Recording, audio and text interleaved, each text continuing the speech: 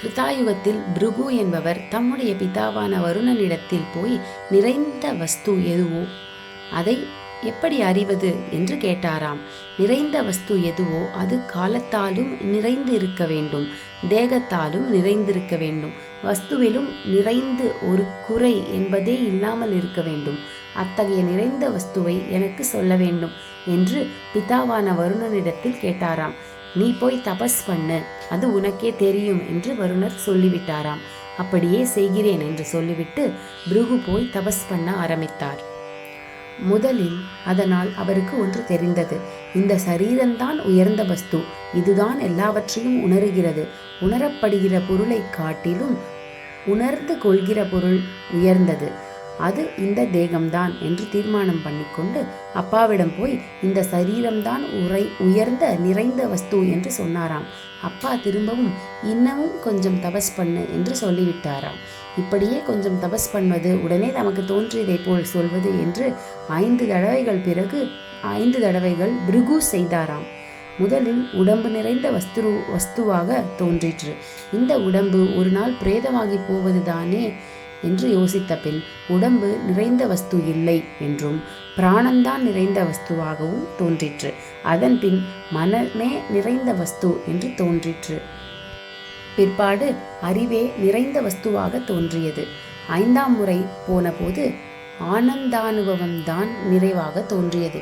நீங்கள் சொல்லபடி நான் இத்தனை நாட்களாக தபஸ் பண்ணினேன், இப்போதெல்லாம் நடுநடுவே ஏதோ ஒரு விதமான ஆனந்தம் ஸ்புரிக்கிறதே, இது என்ன என்று தந்தையை கேட்டாராம் பிருகு.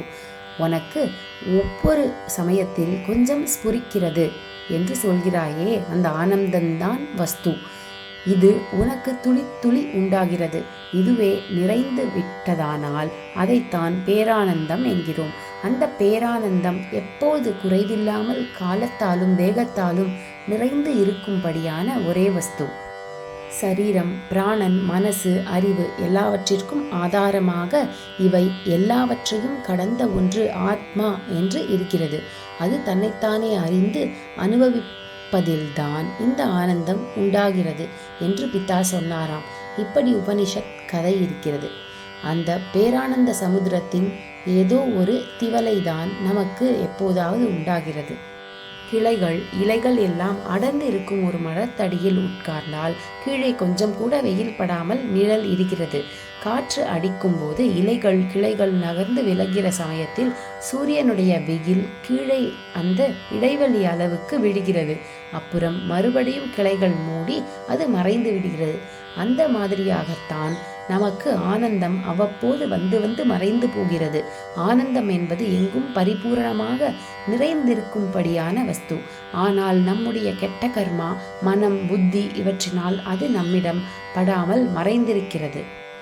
ஒரு க்ஷணம் நாம் பண்ணியிருக்கிற புண்ணிய கர்மாக்களினாலேயே அவை விலகும் போது, காற்று அடித்து இலைகள் விலகும் போது சூரிய ஒளி அதன் வழியாக வருவது போல நம்முடைய கர்மாக்கள் விலகியதால் எங்கும் பரவிய ஆனந்தத்தின் திவலை நமக்கு உண்டாகிறது. இதுவே வளர்ந்து விட்டால் பேரானந்தம் ஆகிறது.